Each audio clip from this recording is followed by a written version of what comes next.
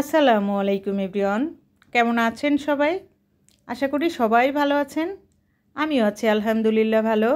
নতুন দিনের নতুন আরও একটা ব্লগ ভিডিওতে যশোরের মেয়ে হেনা চ্যানেল থেকে আমি হেনা আপনাদেরকে ওয়েলকাম করছি। ভিডিওর শুরুতে প্লিজ একটা লাইক দিয়ে আমার ভিডিওটা কন্টিনিউ করবেন।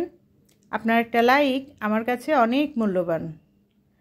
প্রতিদিনকার মতো আরও একটি নতুন ভিডিও নিয়ে আপনাদের মাঝে গল্প করার জন্য চলে এসেছি। আর আজকের ভিডিওটা শুরু করেছি দুপুরের পর থেকে।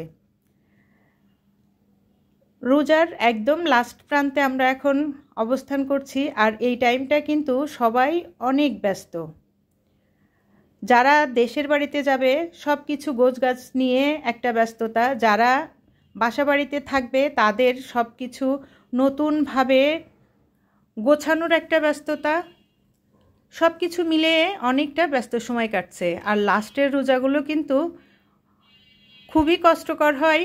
তো সব মিলিয়ে ভিডিওগুলো চাচ্ছি একটু ছোট করার জন্য।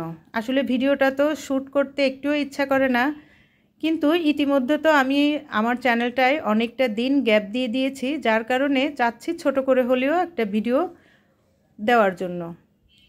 আর এই তো গতকাল অনেকগুলো কাপড় লন্ড্রি করতে দিয়েছিলাম, আর সেগুলো একদম আয়রন করে বাসায় চলে এসেছে। আর আয়রন করার টাইমে কাপড়গুলো কিন্তু কোনো ঠিক থাকে না, একটার সঙ্গে একটা দিয়ে দেয়। তো আমি প্রতিটা জামা আর প্যান্ট একসঙ্গে করে নিচ্ছিলাম। আমি কখনো উলনাগুলো আয়রনে পাঠাই না, কারণ উলনাটা ধুয়ে রাখার পরে নিজেই সুন্দর করে ভাঁজ করে রাখি। আর এই যে ড্রেসটা দেখছেন, এটা কিন্তু খুবই পছন্দের একটা ড্রেস। এটা কিন্তু গত ঈদের ছিল। আর এই যে আমারগুলো আমি নিয়ে নিয়েছি, আর আমার ভাইয়েরগুলো আলাদা করে ওর ডয়ারে রেখে দিচ্ছে। অফ ক্যামেরাতে কিন্তু ঘরে অনেক কাজ থাকে, সেটা আমরা সবাই জানি। সব কাজগুলো মোটামুটি গোছলের আগেই শেষ করে নিয়েছি। আচ্ছা বলুন তো, এই ফলটার নাম কি?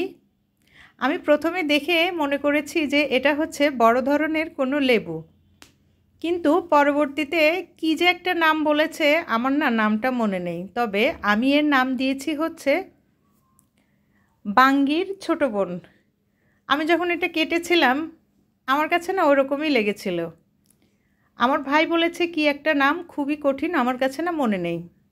আপনারা যদি জেনে থাকেন সুন্দর করে কমেন্টসে লিখে দিবেন তো। আজকে বাসায় কোনোই ইফতারের ব্যবস্থা করিনি, সব কিছুই কিন্তু বাহির থেকে আনা। শরীরটা একদমই ভালো লাগছে না, যার কারণে বাসায় কোনো কাজই করতে ইচ্ছা করছে না। আর কোনো কাজ না করলে তো ভিডিও করা হয় না। তো আজকে সব নাস্তাগুলো বাইরে থেকে এনেছি। হালিমের সঙ্গে এই যে একদম গরম গরম পরোটা, তো পরোটাগুলো আবার কাগজ দিয়ে পেঁচিয়ে রাখছি, কারণ যাতে ঠান্ডা না হয়ে যায়। আর এই যে হালিম কিনে এনেছি।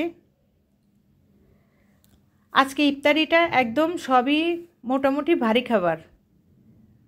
ফল তো ভাজা পোড়া তো এখন করিই না, ফল রাখা হয় প্রতিদিনই।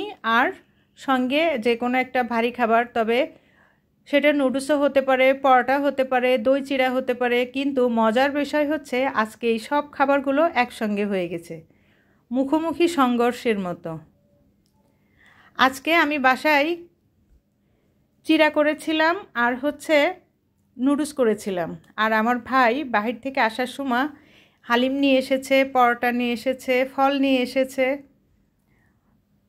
তো দেখেন আমি কিন্তু একে একে কথা বলতে বলতে সব কিছুই রেডি করে নিচ্ছি। ও আচ্ছা, দইও কিন্তু আনা হয়েছিল। তো দই যেহেতু আনা হয়েছিল, আমি দই চিড়া করব দেখেই সব কিছু আগে থেকেই রেডি করে নিচ্ছি। ভিডিওর এই প্রান্তে যারা এখনও আমার ভিডিওটা ধৈর্য সহকারে দেখছেন বা শুনছেন, কারণ এখন এই লাস্টের দিকে এসে ভিডিও কিন্তু মোবাইল হাতে নিয়ে দেখার সময়টা সবারই অনেক কম। অনেকেই আমাদের মতো ভিডিওটা চালু করে তারপরে অন্যান্য কাজ করি। আর তার জন্যই বললাম যে শুনছেন।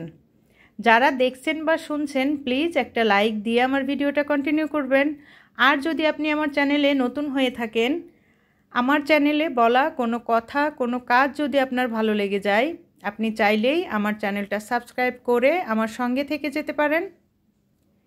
ইতিমধ্যে এই কাজগুলো যারা করে ফেলেছেন তাদেরকে জানাই অসংখ্য অসংখ্য ধন্যবাদ।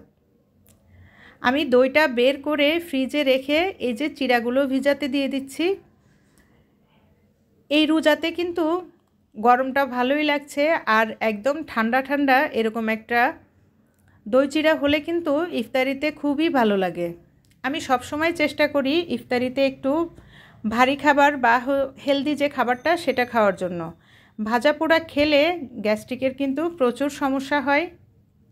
আর এই তো আমি আজকে নুডলস রান্না করেছি খুব সাধারণভাবে, একদম 5 মিনিটে শেষ, কোনো ঝামেলা ছাড়াই। আর আজকে নুডলসটা রান্না করেছিলাম গরুর মাংস দিয়ে, খেতে কিন্তু অনেক মজা হয়েছিল। ইফতারের আর বেশি সময় বাকি নেই, তো আমি কিন্তু এখন দই চিড়াটা রেডি করে নিব। আমি কিছু কলা কেটে নিয়েছিলাম একদম পাতলা পাতলা করে, আর কিছু খেজুর।